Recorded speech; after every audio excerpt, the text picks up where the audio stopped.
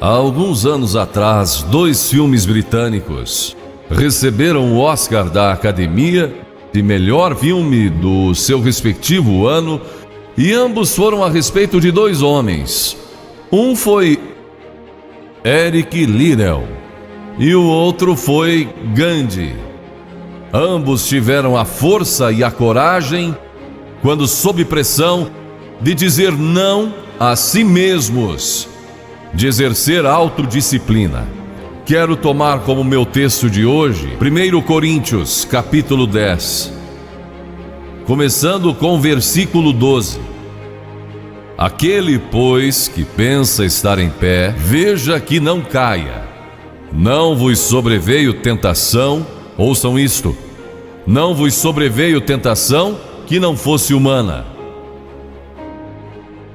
Todo ser humano enfrenta tentações no decorrer de sua vida, mas Deus é fiel e não permitirá que sejais tentados além das vossas forças. Pelo contrário, juntamente com a tentação vos proverá livramento, de sorte que a possais suportar. Deus provê o escape, se você conhece a Cristo. Bom, aqueles 2 filmes tiveram um tremendo impacto sobre o mundo. De 1982, foi Carruagens de Fogo, a história de Eric Liddell, um jovem que disse não a si mesmo e sim a Cristo. Ele surpreendeu o mundo quando se recusou a correr no domingo nas Olimpíadas de Paris de 1924.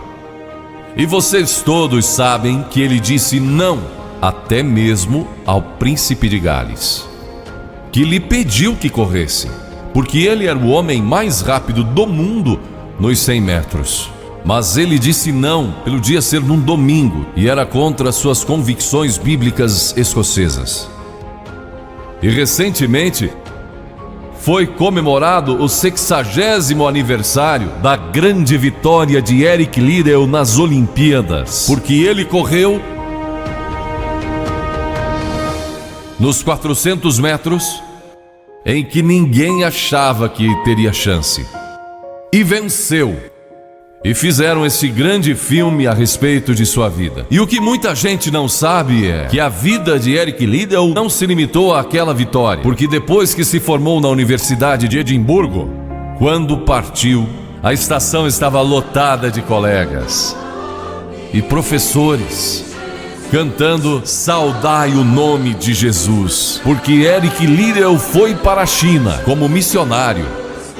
Foi capturado pelos japoneses durante a guerra e morreu num campo de concentração japonês. Mas naquele campo, ele trouxe alegria e coragem a todos os prisioneiros, pois pregou para eles e cantou para eles, ministrando as suas almas. E ouvi dizer que estão preparando um outro filme, mostrando a sua vida ali, porque ele teve coragem de dizer não. O mundo ouviu falar dele, porque ele disse não àqueles que tentaram fazer com que abandonasse suas convicções cristãs pessoais. E eu penso em William Booth, há pouco mais de 100 anos atrás, que fundou o Exército da Salvação. Ele se converteu, tornou-se um vigário, pastor, e foi para as favelas de Londres, para as zonas da Luz Vermelha. Pregou entre a gente pobre, formou um pequeno grupo chamado Banda Aleluia, e ia às esquinas, e ia também às prisões.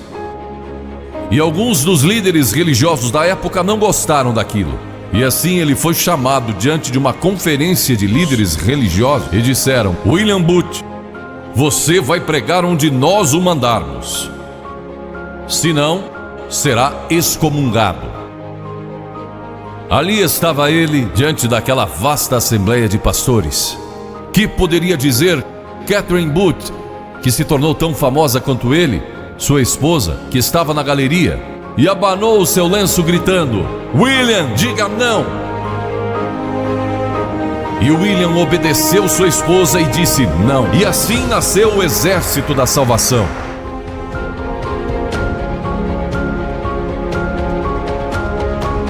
Lemos muitas histórias na Bíblia a respeito de jovens que disseram não e mudaram o curso da história. A primeira que quero mencionar, talvez nunca tenham ouvido falar. Seu nome foi Vasti e foi rainha da Pérsia, a esposa de Assuero, que reinou desde a Índia até a Etiópia. Pense em todo o petróleo que ele tinha e provavelmente nem sabia.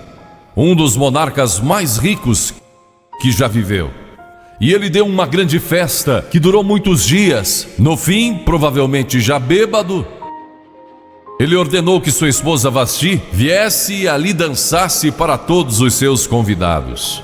E ela assombrou aquele grupo de líderes mundiais.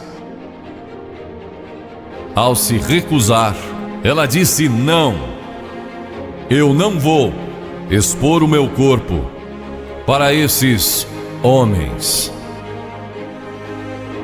Ele mandou outra mensagem, ameaçando que ela deixaria de ser rainha e perderia seus confortos e bens materiais e toda a sua fama. Mas a sua resposta foi a mesma: não. E ela mudou a história, porque foi deposta como rainha. Nada mais sabemos. Mas por causa dela, Esther se tornou rainha e o povo judeu foi salvo.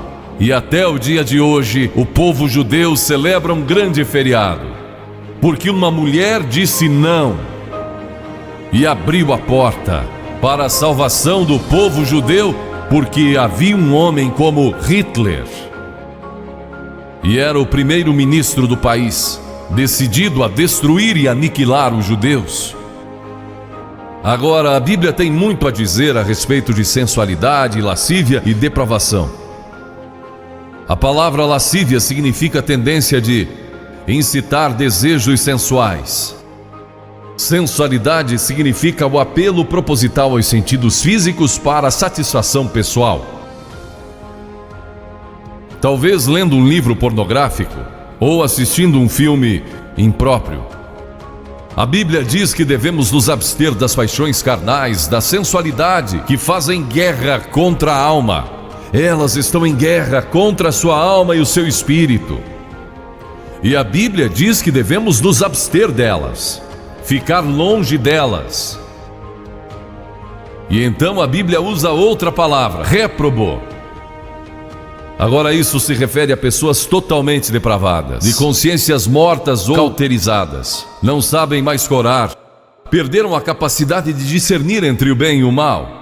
E em Romanos 1:28 lemos: e por haverem desprezado o conhecimento de Deus, o próprio Deus os entregou a uma disposição mental reprovável para praticarem coisas inconvenientes. Ou seja, Deus desistiu deles dizendo: vão em frente, gozem toda a depravação e a sensualidade que quiserem, não vou perturbá-los, ainda não. Mas saibam que os seus pecados o acharão e prestarão contas no dia do juízo. E Paulo, escrevendo ao jovem Timóteo, disse: também estes resistem à verdade, homens de todo corrompidos, réprobos quanto à fé. Em outras palavras, rejeitaram a Cristo por tanto tempo que suas consciências se cauterizaram e seus corações se endureceram. E mesmo que o Espírito de Deus lhes fale, eles não podem ouvir.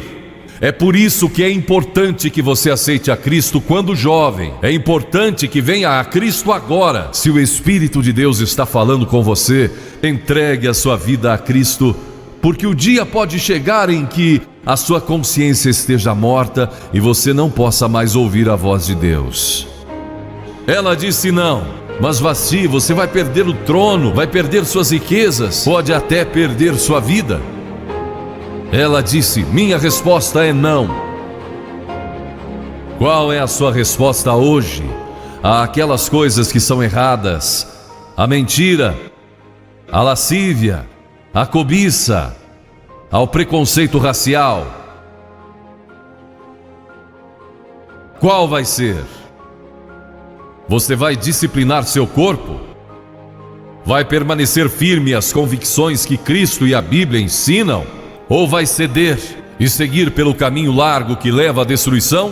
ou vai entrar pela porta estreita e pelo caminho apertado que conduz à vida eterna? Qual vai escolher? Você tem uma escolha hoje. Deus nunca vai forçá-lo a escolher. E então houve um outro jovem, um jovem chamado Daniel. E a Bíblia diz que Daniel resolveu em seu coração que não se contaminaria com as finas iguarias do rei, nem com o vinho que ele bebia. Agora Daniel era um jovem que tinha um propósito. Ele havia sido capturado em Jerusalém. Quando o exército de Nabucodonosor invadiu a cidade, ele foi capturado e levado através de milhares e milhares de quilômetros à Babilônia, a quase 3.000 quilômetros de sua própria terra. Sem aviões nem automóveis, eram semanas de viagem. Mas ele estava resolvido a servir a Deus e não devia ter mais de 12 ou 15 anos de idade. E Nabucodonosor, o grande rei, levara cativos de Jerusalém para a Babilônia e ordenou que aqueles jovens, em quem não havia defeito, de boa aparência, instruídos em toda a sabedoria, fossem ensinados em sua corte, para que ele pudesse usá-los. Ele queria usar aqueles jovens judeus porque sabia que eles tinham um dom especial. E durante o período de treinamento, mandou que lhes dessem os melhores vinhos e as mais finas iguarias e todos os confortos disponíveis na corte de Nabucodonosor. Mas Daniel disse: não quero o vinho do rei e não quero as iguarias do rei. Quero dormir no chão, não numa cama de penas. Quero viver uma vida simples e também disciplinada. Que diferença dos que mal podem esperar pelo dia que posso sair de casa e se divertir. Mas não Daniel. Daniel estava longe de casa e ninguém saberia se ele fizesse algumas dessas coisas. Ninguém saberia se ele tivesse uma namorada e dormisse com ela, ou se embebedasse com o melhor vinho do rei. Ninguém saberia lá em Jerusalém, e ele poderia ter se tornado muito popular. Mas esse primeiro não, quando jovem, preparou-o para o grande não, quando era primeiro-ministro da Babilônia, e foi lançado na cova dos leões, porque não abandonou sua fé em Deus. Nós nos contaminamos ao comer demais, ou ao nos embebedarmos, ou ao tomar drogas, ou gastando tempo demais assistindo televisão, ou indo aos cinemas. Jesus declarou em Lucas capítulo 21: acautelai-vos, para que nunca vos suceda que os vossos corações fiquem sobrecarregados com as consequências da orgia e das preocupações deste mundo, e para que aquele dia não venha sobre vós repentinamente. O apóstolo Paulo disse: não vos disponhais para a carne, no tocante às suas concupiscências. E Pedro disse: porque basta o tempo decorrido para terdes executado a vontade dos gentios, tendo andado em dissoluções, concupiscências e em detestáveis idolatrias. A Bíblia diz que devemos disciplinar nossas mentes e também nossos corpos, e disciplinar nosso coração pela nossa fé em Cristo. E então houve um outro jovem chamado José, que foi vendido para o Egito pelos seus irmãos e se tornou escravo de um homem chamado Potifar. E Potifar tinha uma linda esposa. E José era forte e bonito. E em Gênesis, no capítulo 39, se quiserem ler a história, lemos a respeito da tentação de José. A esposa de Potifar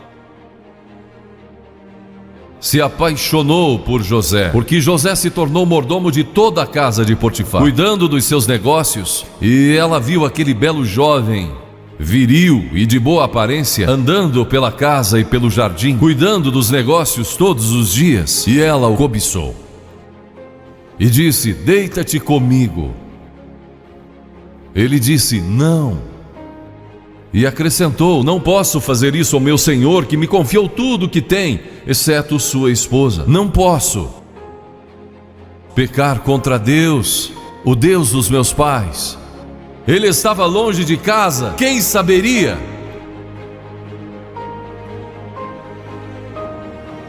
Mas disse não. E quando disse não, Na última vez, ela o agarrou e ele fugiu dela, deixando sua capa. E ela começou a gritar, chamando os servos e dizendo: ele tentou me violentar, que não era verdade. Mas Potifar acreditou e mandou que ele fosse lançado na prisão. E muitos de vocês sabem a história, que ele foi para a prisão e através de uma série de circunstâncias, ele depois se tornou o primeiro-ministro de todo o Egito e governou o Egito sobre o faraó. Deus o guardou e o promoveu, porque José teve a coragem de dizer não quando foi tentado. Agora, sexo não é pecado. O sexo nos foi dado por Deus para a propagação da raça humana e para o nosso prazer, dentro de certos limites que Deus estabeleceu para o matrimônio. As características de um cristão são autocontrole, autodisciplina, e Paulo, escrevendo a Timóteo, disse: conserva-te a ti mesmo puro. Mas como você pode se conservar puro num mundo como este? Como pode se manter puro olhando para as bancas de jornais ou assistindo alguns filmes? Como pode se manter puro com as tentações que enfrenta todo dia? Não pode, de modo algum, exceto se Cristo está em seu coração. Ele lhe dará a força e o poder, porque nenhuma tentação lhe sobrevirá que Cristo não lhe ofereça um meio de escape. Entregue a sua vida a Cristo hoje, deixe que Ele controle a sua vida, deixe Ele ser o Senhor de sua vida, deixe que Ele controle essa área de sua vida, sua mente, seu corpo e sua vida sexual. Deixe que Ele tome conta dela. E lemos a respeito de um outro jovem chamado Moisés. Em geral, pensamos em Moisés como um homem velho, de barba, mas foi na juventude que ele tomou uma decisão que o levou à grandeza. Porque a Escritura diz: pela fé Moisés, quando o homem, talvez aos 17, 18 anos de idade, recusou ser chamado filho da filha de Faraó. Recusou, ele fez uma escolha, preferindo ser maltratado junto com o povo de Deus, a usufruir prazeres transitórios do pecado. Agora observe que ele estava no Egito. Era filho da filha do faraó, herdeiro do trono do Egito. E talvez seria o próximo faraó. Mas ele fez uma escolha, porque sabia que seu povo, o povo de Israel, era escravo dos egípcios. E ele teve que tomar uma decisão no auge de sua glória. E no auge de tudo o que lhe foi oferecido. E ele disse não a Faraó: não vou ser seu filho, prefiro sofrer e morrer com meu povo, e servir o Deus vivo e verdadeiro. E foi exatamente o que ele fez. E conhecemos Moisés hoje como um dos grandes homens da história. Ele rejeitou os prazeres transitórios do pecado. E há uma diferença entre prazeres e alegria. Quem ama os prazeres empobrecerá, diz a Bíblia. E ela cita um homem que disse: entreguei o meu coração à loucura e aos seus prazeres, mas tudo isso é correr atrás do vento. Quem vive em prazeres está morto, embora viva, amando aos prazeres mais do que a Deus. A Bíblia diz que há pessoas que amam aos prazeres mais do que a Deus. É o seu caso? Você ama a Deus mais do que ama a prazeres pecaminosos? Não falo de esportes e todas essas coisas maravilhosas que temos. Falo de prazeres pecaminosos. Mas a alegria produzida pelo Espírito Santo, e há centenas de passagens que falam dessa alegria. Você pode ter alegria mesmo quando não tem prazer, porque a alegria é profunda. O anjo disse aos pastores naquela grande noite: não temais, pois vos trago boa nova de grande alegria, que o será para todo o povo. E mesmo no sofrimento, quando você recebe a Cristo, Deus não remove o sofrimento. Ele não remove todos os problemas e as dificuldades da vida. Ele não faz isso. Ele não promete, se você está desempregado, conseguir um emprego amanhã se você aceitar a Cristo hoje à noite. Ele promete que lhe dará graça e força e alegria em qualquer situação. Bem-aventurados sois quando os homens vos odiarem e quando vos expulsarem da sua companhia, vos injuriarem e rejeitarem o vosso nome como indigno, por causa do Filho do Homem. Regozijai-vos naquele dia e exultai. Ele disse: quando vierem a mim e tiverem problemas e tribulações, e as pessoas odiarem vocês, ele disse: exultai, porque grande é o vosso galardão lá no céu, pois dessa forma procederam os seus pais como os profetas. Todos que viverem piedosamente em Cristo serão perseguidos. A Bíblia diz: ainda haverá sofrimento. Jesus disse: quem não tomar a sua cruz e negar-se a si mesmo, não pode ser meu discípulo. Moisés escolheu a alegria de seguir a Deus, em vez da vida de prazeres no Egito. O que você está seguindo? Qual é a sua escolha nesta hora? E então o último é Jesus. Jesus foi tentado em todas as coisas à nossa semelhança, mas sem nenhum pecado. Quer dizer que Jesus foi tentado a mentir? Sim. Que Jesus foi tentado a cobiçar? Sim. Que ele foi tentado a adulterar? Sim. Que Jesus foi tentado a roubar? Sim. Ele foi tentado em todas as coisas, como nós, mas sem pecado. Como ele teve vitória sobre a tentação? A Bíblia nos diz no capítulo 4 de Mateus e em muitos outros textos, mas vou falar só deste. O diabo veio a ele quando ele estava faminto e sedento e disse: se és o Filho de Deus, manda que essas pedras se tornem em pães. Observem que ele tentou colocar dúvidas na mente de Jesus quanto à sua identidade. Agora Jesus era o Filho de Deus, nascido de uma virgem, Filho de Deus, que foi ressuscitado dos mortos pelo poder de Deus e está vivo hoje. Mas o diabo pôs dúvidas em sua mente. Ele estava fraco e cansado e faminto, um ser humano. Ele não enfrentou o diabo como Filho de Deus, enfrentou como homem. E ele sempre respondeu citando as Escrituras. É por isso que você deve decorar as Escrituras. Nem só de pão viverá o homem, mas de toda a palavra que procede da boca de Deus. Jesus disse que há uma coisa que é mais importante que a comida, sexo e coisas materiais. É sua vida espiritual. E então ele disse: se tu és o Filho de Deus, atira-te abaixo, porque está escrito: aos seus anjos ordenará a teu respeito que te guardem, para não tropeçares. E Jesus de novo respondeu: está escrito: não tentarás o Senhor teu Deus. Então o diabo o levou a um alto monte e lhe mostrou todo o futuro do mundo, todos os reinos que ainda estavam por vir. Ele disse: se dobrares o teu joelho e me adorares, eu te darei todos os reinos do mundo e sua glória. Jesus não argumentou se ele podia fazer isso. O diabo pode dar-lhe qualquer coisa. Alguns de vocês estão vendendo as suas almas por nada, coisas sem valor. A Jesus ele ofereceu o mundo todo. Mas ele sabia que a cruz estava esperando por ele, e o único meio de salvação para o mundo era a cruz. Se tivesse obedecido ao diabo, nós nunca teríamos tido a oportunidade de sermos salvos e perdoados. Jesus teria tomado um atalho e nós estaríamos perdidos. Mas Jesus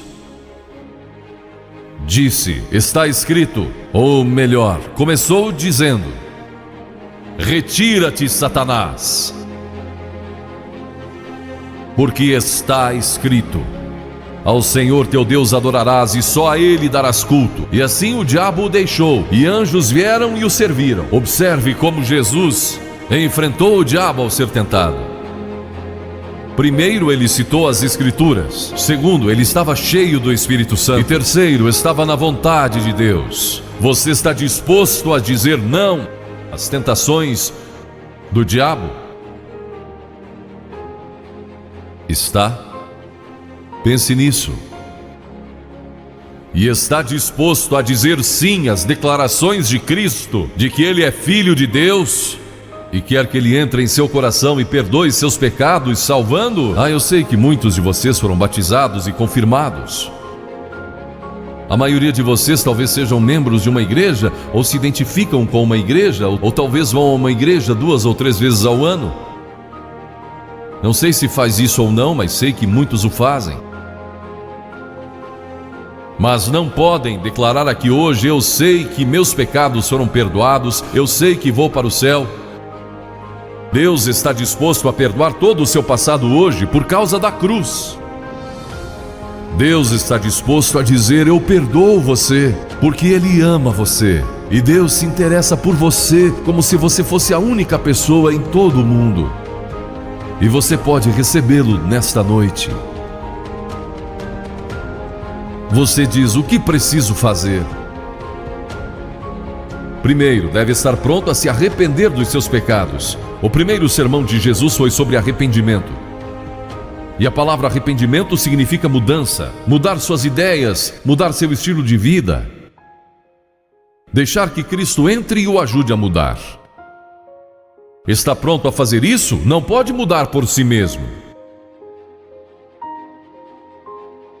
Mas Ele o ajudará a mudar. Não que você será perfeito.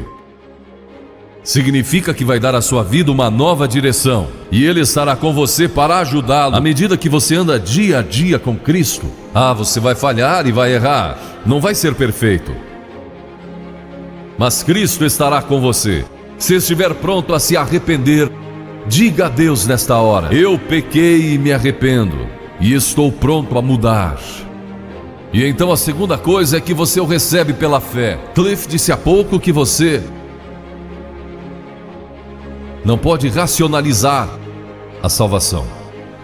Há certas coisas que podemos compreender, mas muitas delas você não pode entender. Tem que vir como uma criança, dizendo: não posso entender tudo, mas eu te recebo em meu coração hoje pela fé. Pela fé que somos salvos, pela fé e não por obras, para que ninguém se glorie. Pela graça que somos salvos. E então a terceira coisa: você está pronto a sair daqui hoje dizendo: vou segui-lo e servi-lo o melhor que me for possível. Sabe, em nossa reunião em Bristol, há algumas semanas atrás, estava ali um jovem de 17 anos. Ele tinha ido à autoescola aquela tarde e pediu que seu instrutor o deixasse em um dos portões do estádio. E entre aquela multidão, ele encontrou sua família, que tinha sido convidada para a cruzada. E no encerramento, ele e sua irmã fizeram o que vou pedir que vocês façam hoje. Vieram à frente e ficaram diante da plataforma, indicando que estavam entregando suas vidas a Cristo. Uma semana depois, esse rapaz de 17 anos morreu num acidente num túnel que desmoronou. Talvez até vocês tenham lido nos jornais. Ele disse sim a Cristo, nunca imaginando que em poucos dias ele estaria indo ao céu. E nós o veremos lá outra vez. Você sabe para onde iria se isso acontecesse com você?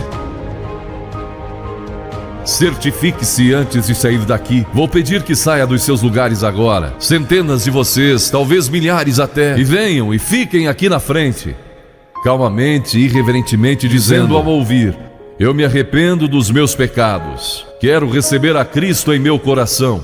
Quero saber que fui perdoado e que um dia vou para o céu. Quero esta nova vida.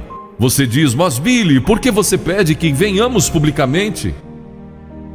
Por que em público? Porque toda pessoa que Jesus chamou no Novo Testamento, chamou em público. Ele disse: se não estiver disposto a me confessar diante dos homens, tampouco eu o confessarei diante do meu Pai que está nos céus. Jesus morreu publicamente por você, despido, sangrando diante de toda aquela multidão. Por você.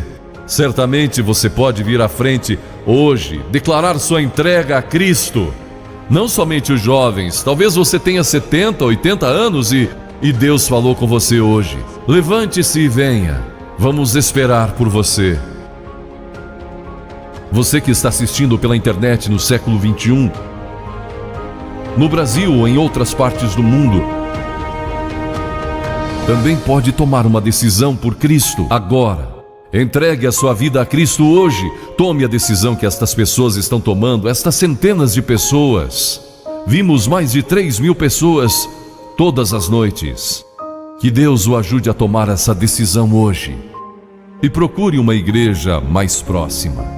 Se o vídeo foi importante para você, dê o seu like, comente, compartilhe no seu WhatsApp ou Facebook. E não esqueça de fazer a sua inscrição em nosso canal e acionar o sininho de notificações.